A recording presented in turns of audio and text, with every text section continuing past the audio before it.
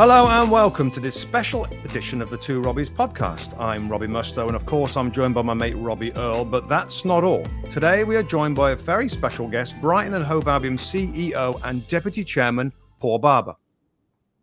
That's right, Musty. Paul's been at the helm at Brighton since 2012 when he led the club in its rise from the Championship through to European contenders in the Premier League. He's also helped oversee a cutting-edge data-driven recruitment system that brought in and sold players like Yves Bissouma, Alexis McAllister, Leandro Trossard, Moises Caicedo to the South Coast Club. And Paul, we're absolutely delighted and excited to have you here today. And I'm just thinking that they don't do a Ballon d'Or for CEOs, do they? Because I know 2012 you won CEO of the Year. In 2016 you won the Sports Executive of the Year. In 2023 you were given an OB by a Queen for services to football. So I was thinking maybe a Ballon d'Or contestant if they did one for CEO. No, leave that to the real performers, Robbie. Yeah, the guys on the pitch are the most important people in the game, and delighted to see those guys get the recognition. We just try and make things happen behind the scenes, and that's the best place for us, I think. Paul, just in 2012, Paul, yeah. You'd been abroad and at Vancouver, Whitecaps part of the MLS at the time. What was it that drew you to Brighton, and what was part of the challenge that you had going in at the football club at that time? I mean, 12 years ago from now. Yeah, first of all, I had a fantastic three seasons in MLS. I really enjoyed working in Vancouver, enjoyed being part of North American soccer for a period. But I missed English football, to be honest. I missed the intensity and the challenge that comes with English football and the pyramid system, the threat of relegation, the joy of promotion, and that really drew me back. And I met Tony Bloom, Brighton's owner, in 2012, and he sold me a vision for the club, which I really found attractive and exciting, and convinced me that it would be a good place to sort of land back in the UK. And to be honest, here we are sort of 13 years later, and I've not regretted that at all. It's been an amazing journey. Great owner, fantastic football club, great city to live in. And obviously we've been fortunate enough to have a relative degree of success on the field, which has been a really exciting ride for us. Paul, just the relationship with Tony Bloom again is fascinating because we've heard a lot about Tony Bloom and his kind of statistical and data-based kind of recruitment and strategies. How do you divide up responsibilities and workload within the football club? Well, I do the work, Tony pays for it, I suppose, is the best way of summing it up. No, I mean, we've got a brilliant relationship because, I always find, with owners of football clubs and chairmen is that you want them to be engaged and involved and committed. But at the same time, you also want them to let you and the executive team, get on with the job of running the club because that's what they pay you to do. And Tony's a brilliant blend of all of those things. He's engaged, he's committed, he loves the club, he wants to be around it and part of it, but at the same time he also knows that running a football club is a full-time job, which he hasn't got the time to do, and he employs people like me and the team that I have around me to do just that for him, and he allows us to get on with it. He's always there supporting us and encouraging us and helping us wherever we need it. But essentially, he's the perfect combination of an engaged owner, but one that lets his executive team get on with running the club. Paul, as a CEO, I'm interested because I think as maybe pundits, as some fans, certainly fans over here, they probably feel the CEO responsibility is just the first team football, what we see on a Saturday. But is your job more than that? Do you have other roles, the academy, women's football, other roles that are part of the club? Yeah, I mean, I always talk about my job as being the person whose job it is to create the best possible environment for our teams to win matches. And the clue there is teams. There's lots of teams in this club. The men's first team are obviously the highest profile at the moment in terms of where they are in the Premier League, the income that we generate from that. But the women's first team in the Women's Super League currently in the top four there as well, doing very well. We've got the under-21s for the men, the same for the women's. We've then got two academies, boys and girls. We've then got our disability teams. We've got a charitable foundation.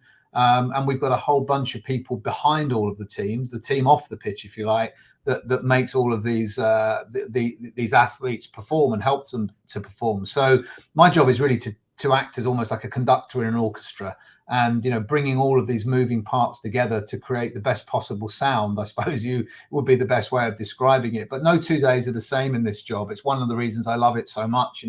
Today's been interviewing candidates for a new senior role that we're hiring for. Later on today, there's some more media and sponsor work to do. Tomorrow, there's an entire day just working on football related matters. But the most important thing in my job is to allow the experts to perform. And, I'm not a coach, so I don't coach the team. I'm not a player recruitment specialist, so we've got a team that does that. I'm not a finance guy, so I've got a team that does that. My job is to try and bring all those people together to give us the best chance of winning matches. And that's really what my job's about. Paul, we'll get to the recruitment process in a second, but you touched on something there that's really interesting and so different from me and Robbie when we were back in the UK like 16 odd years ago. The advent and the progression of women's and girls soccer. I mean, it's remarkable when I look over there and see what's happening with the professional league and the development and all the girls playing. What are Brighton doing to kind of help that process? Well, we took a decision probably around 8 years ago now, just before we got to the men's Premier League, to really invest and focus on women and girls football. And it's been a really important journey for us, because part of that was, first of all, making sure that the women's and girls side of our football club was treated equally as the men's and boys. That meant improving the facilities that the women have for training, preparing for matches, recovering from matches. So they've now got a purpose-built training facility within our men's and boys training facility, which is designed for them. The gym equipment is designed for female athletes, not male athletes. The dressing rooms are designed for female athletes, not male athletes. So it's purpose-built. And the next stage of that work that we're doing is to build the first women-specific football stadium in the UK. And again, it may seem a bit strange when I'm sitting here in a beautiful American Express stadium, but actually there are lots of design features in this stadium that don't play as well for the women's game as they do for the men's game. For example, if I was to take you down to our men's dressing room here, there would be 3 cubicles for going to the toilet at half time. Well, if you've got a team of women and there's 20 players and 10 female members of staff, 30 people want to go to the loo at half time, it's going to be a bit of a crush with just 2 or 3 cubicles. So even the dressing rooms are not really designed for elite female athletes or elite female teams. And our view is, if we want our women's team to perform at the highest possible level, we've got to treat the athletes with the same respect as we treat the male athletes. And the more we looked at it, the more we felt that a purpose-built stadium would be better. And we're now looking at probably 30 to 40 different design features within that stadium, both for the athletes and also for the spectators, that are going to be different to the features we have here in the main stadium for the men's team. So, we're looking to do that. It's an incredible investment from the chairman, but we think it will help accelerate the growth of the women's game in our part of the country. But at the same time, most importantly, respecting the female athletes to perform at the highest level they can. So we're excited about that, and we're looking forward to moving on with that project as soon as we can. I mean, it's an incredible investment, Paul, and probably setting the way, showing some of these bigger clubs actually in terms of, might be big names, but don't seem to be putting the same effort and concentration into the women's game. When we talk at Brighton now, I think everybody talks about recruitment and the systems that are in place. I mean, it used to be, do you remember the black box at Southampton? Everybody used to be like, what's this black box? What have they got? I mean, talk to us a little bit about this data recruitment and what it's meant to the football club. Well, I think the first thing to say is that, we always start with the coach's need. If the coach is looking for a particular position, let's just take an example. Let's say he's looking for a left back, a left-sided defender, he will then specify the attributes. That defender's got to be 6'1", has got to be able to move with the ball quickly, move without the ball quickly, be as good in offensive positions as they are in defensive positions, good in the air, good on the ground, whatever the attributes are. And what we do is we feed that specification into our data models. That then gives us a sense of the likely candidates across the world that fit those attributes. We then look at age profile, we look at contractual situation, we look at whether there's a propensity for a player wherever they are in the world to move to Europe, move to the UK, how they would adjust, we think, to the Premier League, and whether they've got the ability within them, from what we know, to be coached. Because part of our model is to buy young, coach and develop, and then sell high. And that actually then helps us to fund the rest of the club, and to do what we need to do to keep the football club sustainable without having to keep drawing on the support of the owner for different funding. So for us, the data-led model is more than just recruiting players to play in our first team. We might be recruiting players to play in one of our development teams.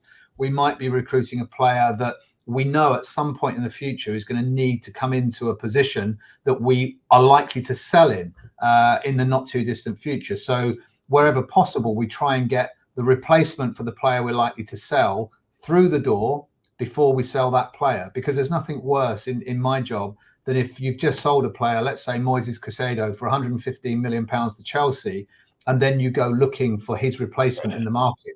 Everyone knows that your pockets are bulging, and therefore it becomes a very difficult negotiation. But if you can bring in a Carlos Baleba, who effectively has become Moises' replacement before Moises leaves, then obviously you're in a better negotiating position, and therefore your model is more efficient. It's not a perfect science, Robbie. It's not something that we can say every single signing that we make works just because we're data-led. You still are dealing with human beings. People don't settle in a new country. Their families don't settle. They don't take to their new club, or their teammates don't take to them in the way that you'd hope. So there's a human element to every recruitment that we do, but largely we've been more successful than not over the past sort of half decade or more, and that's given us the chance to compete at a higher level perhaps than people realize we might. Paul, there's a couple of things there. Sorry, Paul. Sorry, Moses. Can I just follow up quickly on that? Because you make a great point that I was going to ask. You're scouting Robbie Mustoe. His numbers are good. His data's good. Everything's good about him. But he's actually a bad egg. He's not a very good person. How did you check those things? Because surely that becomes as important as the football ability. Yeah, personality is really important. Character is really important. So we try and gather as much detail as we can around, players that Robbie might have played with, coaches that might have coached him, people that might have been around him, sponsors, media, members of the public, people that you come into contact as high-profile athletes. And we try and build a picture that is personality driven as much as we've got the data on the technical side. And what we're looking for, of course, is a great combination of both things to be ticking every box. And then you've still got a long way to go, because, is this player going to be affordable? Is the club he's at willing to sell him? Is the agent involved going to be helpful or unhelpful or too demanding? Can we meet the salary expectations? Does he understand our model, which is to actually bring young players in and either test them quite early in our first team, or maybe put them out on loan so they have a bit more room to develop before they come back to our first team? So even when we've got all of the data components right, and we've got a personality that we think is going to fit with our club and our squad, we've still got a fair way to go before a transfer gets done. And, I think one of the misconceptions of a lot of football fans, and probably, many people even around the game, is that these things can happen quite quickly. Very rarely in our model do things happen quickly. Sometimes we're tracking a player for 6, 12, 18 months, sometimes longer, before we actually make the move to bring them in. And therefore the process is actually quite elongated. And of course, there's the old opportunity that might come along where you get a chance to sign a very well-established player that you know a lot about already. James Milner is a great example, where you can get the deal done relatively quickly compared to one of these younger players that maybe you're investing several £1 million in to bring them in. But it's not an exact science, and recruitment of players is no different to recruitment of people in any industry. Human beings are complex, and not everything that you read or see in data necessarily manifests in real life, and that's part of the risk that we have to take every time there's a transfer window. Couple of things to follow up there for me, Paul. Couple of points I want to make. Now most clubs are know about your approach, and maybe aren't quite as fine tuned as you guys are doing it. But going back to the recruitment again and the data, just now, is there a supercomputer that is there? Do you have an algorithm or data? I mean, I think I know kind of partially the answer to this, but I think it's still interesting for our listeners and viewers to kind of it's crazy how many good players Brighton pick up at young ages, develop in the first team and sell for a huge amount of profit. Can you give us, I know you're not going to tell us all your secrets, but is there something that's unique about the data collated by Brighton Football Club? Yeah, I think most football clubs in the world, certainly the top end of the game, have now got access to data, and that's only part of the challenge. Interpreting the data, using algorithms, using different data search techniques is something which we would call, I suppose, our special sauce, and that's something that's been developed over many years, is constantly refined. Is something that is, particular to us. It's unique to us. So whilst we hear about other clubs using data to recruit, and they do, and some of them are very successful at it as well, none of them are using exactly the same methods or techniques that we are. And again, it doesn't make us better or right and them wrong or worse. It just is our way of doing it, and it works for us. And I think the other thing that we're prepared to do is to fish in ponds that others perhaps don't go to. And, we look at the markets in Central and South America quite extensively, but not necessarily the ones that are obvious. The Argentinas, the Brazils are the more obvious ones. The Paraguays, the Ecuadors are perhaps the less obvious ones in that region of the world. But we understand those markets very well. We understand the quality that exists there. And I think the other thing that we have is an ability to bring these young players through a little bit quicker. We're more prepared, I guess, to play them into first team football in the Premier League a bit sooner. And of course, the bigger clubs don't have to worry so much about that, because typically their squads are deeper. They've got more established international players already available to play. And the younger players have actually got more to compete with in order to make that first team start. And sometimes that works in our favour, because it means we can blood a youngster earlier than perhaps another Premier League club would. And the best example of that probably is Moises Caicedo, who, a few seasons back got his opportunity because Yves Bissouma was injured and then suspended. And so suddenly we were forced into using Moises, because he was the next cab off the rank in terms of a central midfield position. And I think he came in to a really big game we had away at Arsenal and was by far the best player on the pitch. And, from that moment onwards, Moises was pretty much a fixture in the first team, and then 18 months later gets sold for a British record transfer.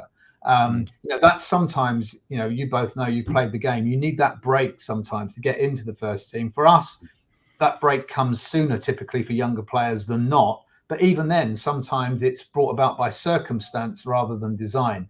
And of course, then it's down to that young player to take their opportunity and to run with it, which Moises did. And he's a fabulous player, and is now beginning to show the kind of form for Chelsea that he showed for us, which is great to see until we play them, in which case I hope he has a very quiet game. Just another quick follow-up, Rob, if you don't mind. We've had conversations before, Paul, and I thought it was fascinating when you kind of explain the succession planning of key kind of people within your organization. Do you mind just sharing how that works and how you get ahead of managerial positions, technical positions, certain players, different positions, all roles, important roles within the club? Yeah, again, I think in any other industry, succession planning is a normal management process. In football, for some reason, and I've been around now for nearly 26, 27 years in the game, succession planning hasn't been a natural management process. And I don't know why that is, but for us, it is very much a natural one. And what we try and do, first of all, off the field, we look at the top 20, 25 jobs in the football club that I would consider to be mission critical. And we try and assess where the executives that fill those roles are in their career life cycle with us. So have they recently joined? Are they still establishing themselves? Or have they been with us some time and they're more likely and more susceptible perhaps to move on either to a bigger job, a better job, a better paid job, or whatever it happens to be. And we then just create a little risk system. It's no big rocket science. It's traffic light, green is good, yellow, maybe there's a concern beginning to emerge. Red, there's definitely a concern, because either that person has told us that they want to try and progress and move to the next level, and it might not be with us, or we know that they're beginning to get calls from headhunters or other clubs who are offering them jobs. And then if we've got a lot of reds, then we've got some concerns, because we may be losing 2, 3, 4 or more of our key people at a particular given point in the near future.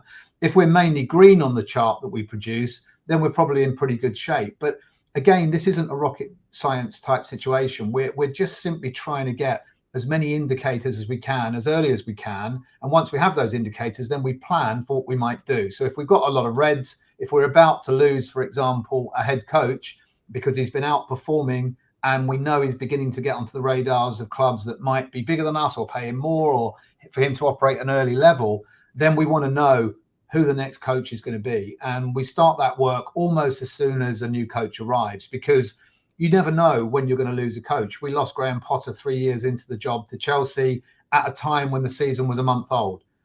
We had a plan, and Roberto De Zerbi was that succession plan. Fortunate for us, sadly for Shakhtar Donetsk in Ukraine, the war had broken out. The league had suspended. Roberto was available, and therefore we were able to move very quickly to bring Roberto De Zerbi in.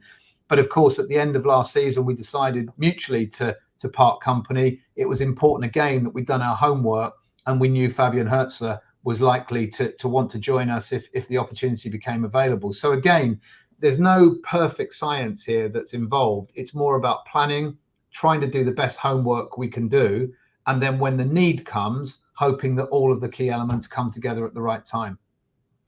Paul, can I just take you back to the managerial situation? The likes of Chris Hughton were probably part of the setup when you came into the football club. Lovely man, did a great job. You go through Graham Potter, Roberto De Zerbi, now Fabian Hurzeler. What was it with Hurzeler that surprised? I mean, he's 31 years of age. I mean, me and Musty could be his dad. We're old enough. This guy has come in, and as ever with Brighton, he's brought an inventive, creative, very positive, possession-based football.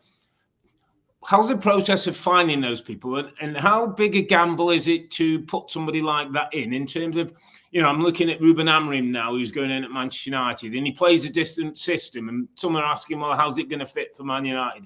How do you find that fit for your group of players with the manager?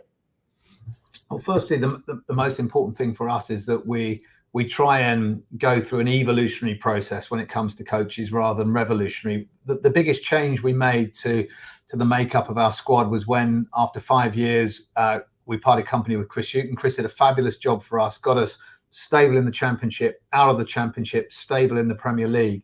And we then decided we wanted to change the style of our football. We knew that meant a change of coach, but we also knew it meant an evolution of the squad.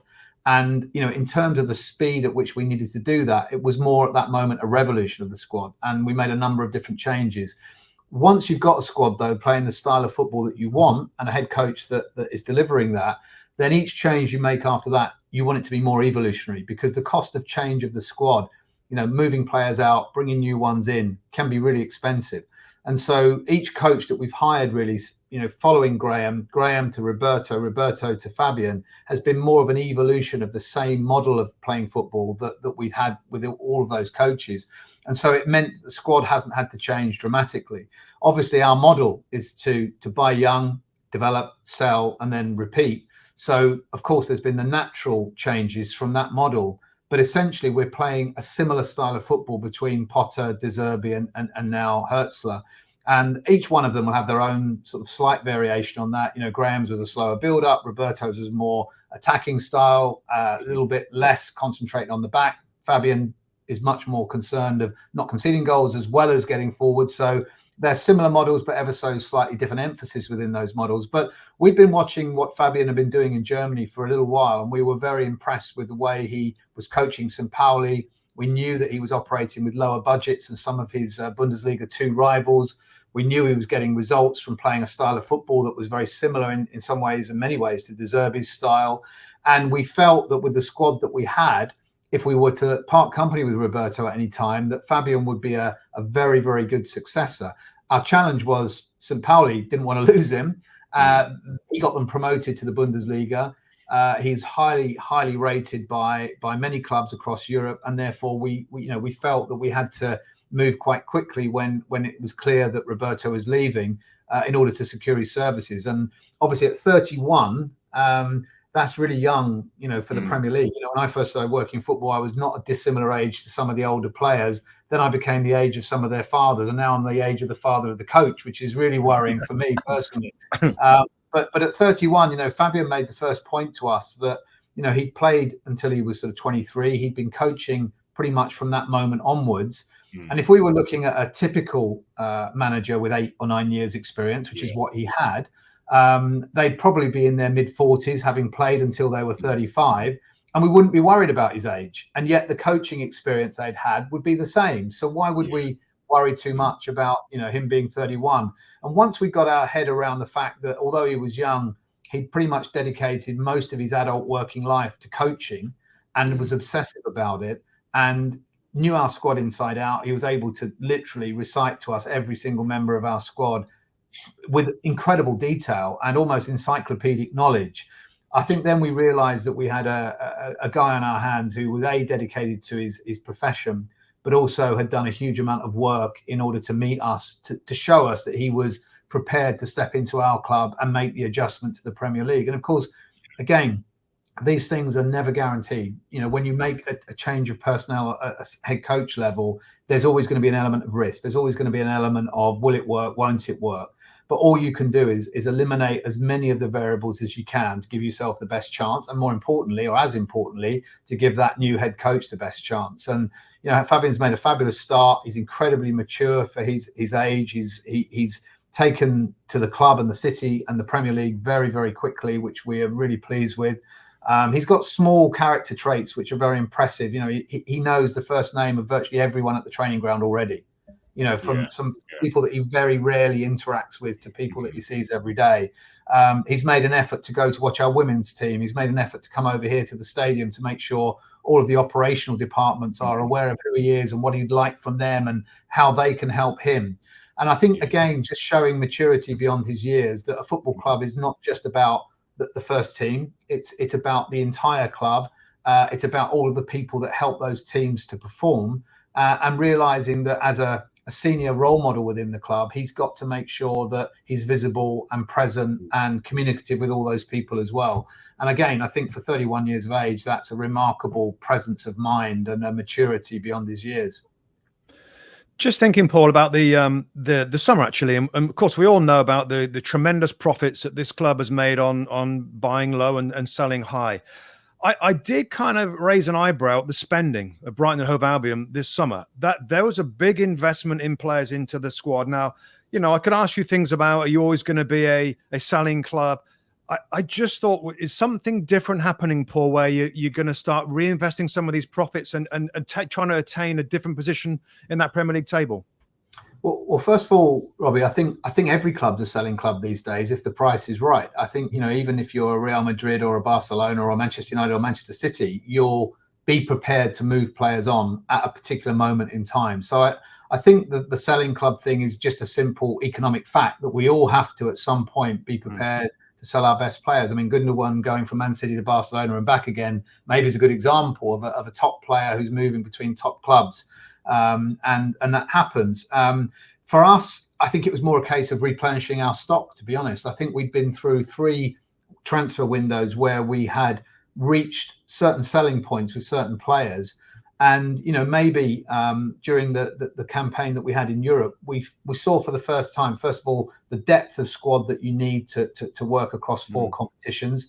We hadn't up until that point suffered as many injuries as we did last season. So a combination where our squad was maybe thinner than it might have been, with a few injuries that compounded that, with more games in more top competitions, I think we realised that we needed to replenish our stock. And that meant that this summer just gone was more of a buying window than a selling window. But, you know, I don't expect the chairman to carry on with that level of generosity. I would expect us to return to our normal way of doing things over the next few windows. And that's not to say we're looking to sell any of our current players, but we know who we are. We know where we are. We know what our place in the football food cycle is, if you like. And from that point of view, at some point in the future, I'm sure, you know, you'll see us back on that sales cycle again. But it was an exciting summer. It was historical. I think we were one of the 2 or 3 highest net spenders in European football, let alone in the Premier League. And of course, now we've got a fantastic squad of players. We are fully replenished. We do have more depth. We're not playing in Europe this year, so we were focusing on 3 competitions now, Premier League and FA Cup left for us, 2 competitions. And we think that might give us a little bit of an advantage in the second half of the season when some of our rivals around, you know, the top 10 positions in the Premier League are having to compete in Europe and maybe go deeper in the domestic cups as well. So we'll see. You know what football's like. It's beautifully unpredictable, and that adds to the stress and all the excitement. You say, Paul, you know who you are as a football club. I think that's so important for clubs to do. But in terms of ambition now and success and where you're looking for. You had European football, as you say, for the first time. What a great adventure that must have been, and you must have learned so much from that. But where are Brighton now in the pecking order? Is it like a top 10 finish? You know, a good cup competition, maybe a bit of player trading? Yeah, I mean, we have a very clear vision. We want to be a regular top 10 Premier League club. We want to be a regular top 4 Women's Super League club. And how we get there and what that looks like in any given season will obviously depend on so many factors, you know, form, fitness, competition, the strength or weakness of other teams around us. But we genuinely feel that if we're aiming at the top half of the table, it will help us not keep looking over our shoulders. I think if you're aiming just to stay in the Premier League, there's a danger that if you miss that target in any given season, you're in the drop zone. Whereas if you're actually aiming for the top 10 and you miss that target in any given season, then hopefully you're finishing mid-table just below it. You're not quite putting yourself in the same kind of peril. Now, that's easy to say and much harder to deliver, but we feel that we've learned a lot over our 8 seasons in the Premier League. We feel that the European campaign taught us even more. We know we're not the finished article. We're nowhere near established, whatever that word means in the Premier League. We just work really hard to retain what we've worked hard to get, which is a status in the Premier League. And we're working even harder to make sure that we can stay in the top half of the table. And each season that goes by, it gets even harder because other clubs are investing. Other clubs want to be where we've been for the last few years. They want to achieve what we've been able to achieve. But we always remind ourselves we haven't really achieved much yet. You know, this is only our 12th ever season in the top level of English football out of 125 years of existence nearly. So, you know, we're nowhere near established. We're nowhere near where we would like to be. We'd love to win a trophy. We'd love to have a crack at Europe again. But our first priority every year is stay in the Premier League, progress in the Premier League, be better, be stronger, be a bit wiser each season, and hopefully build from there. And, you know, we're also aware that 2 or 3 bad decisions, a string of bad results, injuries, suspensions, whatever, can put you in bad place in the Premier League. And, you know, we're very, very conscious and humble to know that we've got to work really hard to make sure that that doesn't happen. And that's always our first priority. Paul, just kind of thinking bigger picture and longer term here as we kind of wrap things up a little bit here. You know, me and Robbie will get asked all the time from Americans, like, who should we support? What club should we go for? You know, I kind of go the whole remit of what you're looking for. It's like, and I can say that Brighton Hove Albion is a super run club and it's a progressive and et cetera, et cetera, et cetera. How hard is it for you guys to grow the brand of a non-top 6, 8 club in a country like the United States? Of course, many people will listen and watch this podcast, but is that something you strive to do? And how difficult is it to kind of get in the conversation as much as some of the biggest clubs in the Premier League?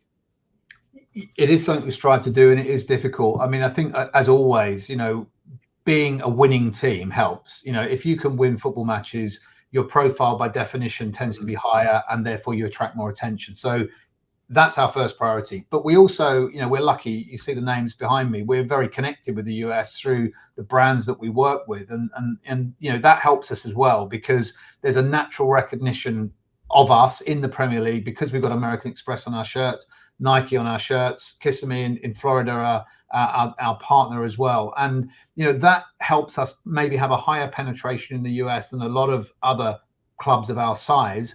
But we also have to work at it. So when we came over on the summer series, Premier League summer series in 2023, we were thrilled to play in Philadelphia, in Atlanta, and in New York. That gave us another step on our progress chart towards achieving, you know, interest in the US.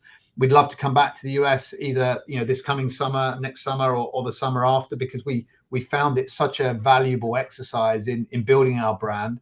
But there's nothing more powerful for a football club in the Premier League than to win things and to be a successful club. And, you know, as hard as it is against the bigger clubs, you know, we're a different club and we're very proud to be a bit different. And we play good football. We've got a great culture in the club. We do things the best we can in the right way. And I think that does attract a football supporter who's maybe hasn't chosen their Premier League team to us. And, you know, from that point of view, obviously we're delighted. And the same in Japan. We were in Japan last summer. Having Mitoma helps there, of course. But also the Japanese people like our style. They like a culture of the club and the values that we have in the club. And again, we've gained a very big fan base in the Far East because of that. So it's a long-term process, Robbie, to be honest. This isn't something that's going to happen overnight. Manchester United didn't become, the world's, most famous football club overnight. It's taken them decades and decades and decades of playing great football with great players and doing the hard yards to achieve that status. And Liverpool the same, and some of the other clubs who are trying to topple those clubs are working just as hard. So yeah, we'll keep at it, and we're enjoying it. And as I say, we stay humble and hope that people enjoy what they see from us. Just finally, from me, Paul, just in terms of this football club, I think it's a benchmark for many other clubs. Maybe who've come from the Championship, have to get used to the Premier League, make sure you stay in it, grow and build in it. Can you dream about possibly a Leicester City? Is there a dream that one year it could just be our year, and we do the impossible dream? You put me right on the spot, Robbie, aren't you? This is the career-defining moment where I make a big bold claim as an idiot for the rest of my life. No, I think Leicester had a fantastic season, didn't they? Everything kind of went for them, and good luck to them. They played great football. They scored fantastic goals. They maybe benefited from one or two of the bigger clubs that season not having the best of times, but you can only beat what's in front of you, and you can only sort of take advantage of those situations if you're in a position to do so. So for us, I think the more realistic target is to try and land some silverware. We'd love a Carabao Cup or an FA Cup. That would be incredible. We'd love another crack of playing in Europe. We were so lucky last year to draw some of the biggest clubs in Europe, to play Roma, to play Ajax, to play AEK Athens, Marseille in our first European campaign. The fans couldn't believe it. Some English clubs get drawn to play in some far-flung places in Eastern Europe. We get some of the prime cities in Europe to play and against some of the biggest clubs. We were so lucky, but we enjoyed every minute of that experience, and we'd love to feel that again. We'd love to have the opportunity to do that again. So Premier League title maybe is a bit far into the future. Champions League the same, but again, why not? Brighton needs to sort of prove itself as a title-winning team at some point, and by title I mean cup-winning in some way. I don't see why not. I think sometimes you set too low ceilings for yourself when you're a club of Brighton size, and actually, one of our club values is aim high, exceed expectations. They are good benchmarks for pushing our staff to be better. And when you've got players like James Milner in the club, Danny Welbeck in the club, you're not allowed to be average. You're not allowed to say that's okay where we are. Danny and Millie are pushing us every day to be better on and off the pitch. And that's why we sign players like that. That's why we brought in Adam Lallana when we did. That's why we had Pascal Gross for as long as we did. That's why Lewis Dunk has stayed here for such a long time, because these players don't want to be just average. They want to get to the highest point that they can. And if you're James Milner and you're Danny Welbeck, you've already been at that point and you want it again. So, from that point of view, it's great to be working with those sort of players, and they make a real difference here for sure. Paul, we're going to have to wrap it up there. We've taken up far too much of your time. It's been brilliant, exciting, insightful to hear from you as your role as CEO at Brighton Football Club. Look forward to seeing you, not least at the weekend against Manchester City, but the rest of the coming season, and wish you lots of luck for the coming days. So for the Two Robbies podcast, that's it for this week. Our special guest, Paul Barber of Brighton Hove Albion. Thank you so much, Paul. Thank you. Thank you, Robbies. Thanks very much.